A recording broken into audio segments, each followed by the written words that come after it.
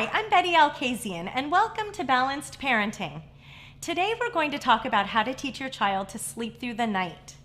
There are many methods out there and books written on this subject. It can be a fairly controversial subject, so this is strictly my opinion after years and years of working with families, not to mention teaching my own kids to sleep through the night.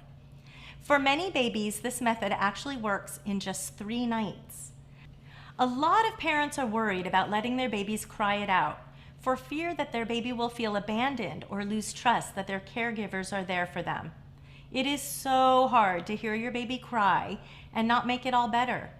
But as long as your child is otherwise well, stay focused on the goal, and that is a good night's sleep for everyone in your house. Remember, babies that learn healthy sleep habits are likely to have healthy sleep habits for life. You know that bad habit you've created by having ice cream every night before bed?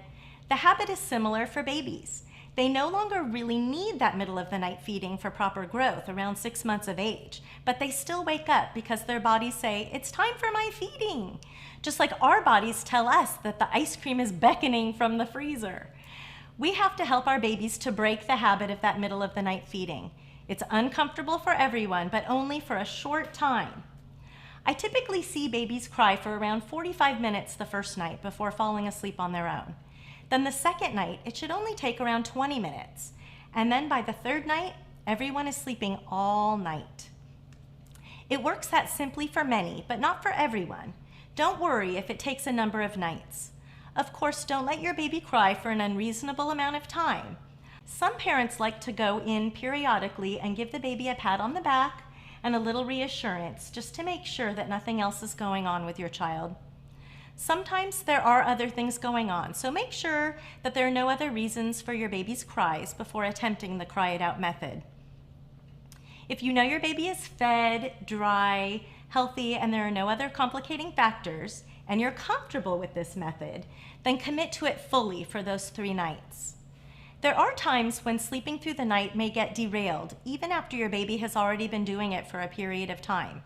Teething, a cold, travel, schedule changes, and lots of other things can wake babies up. But fear not. Just get your baby back on track as soon as possible and don't fall back into bad habits. The sooner you get back on track, the sooner everyone is sleeping well again. Babies aren't the only ones who need help to go to sleep on their own.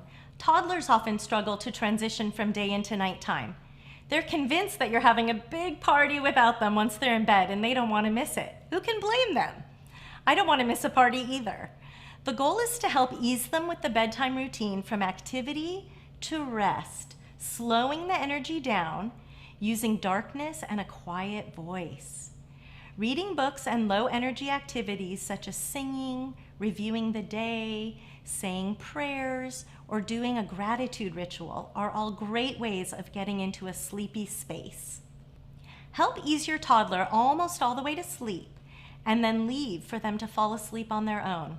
If she gets out of bed, simply walk her back, even if it's 50 times. Don't say a word and don't get mad. Your emotional energy will feed that behavior and encourage your little one to keep getting up. Make sure there's no payoff, and eventually she will give up. Here's wishing you all a good night's rest. I'm Bette Alkazian. I'll see you again soon on Balanced Parenting.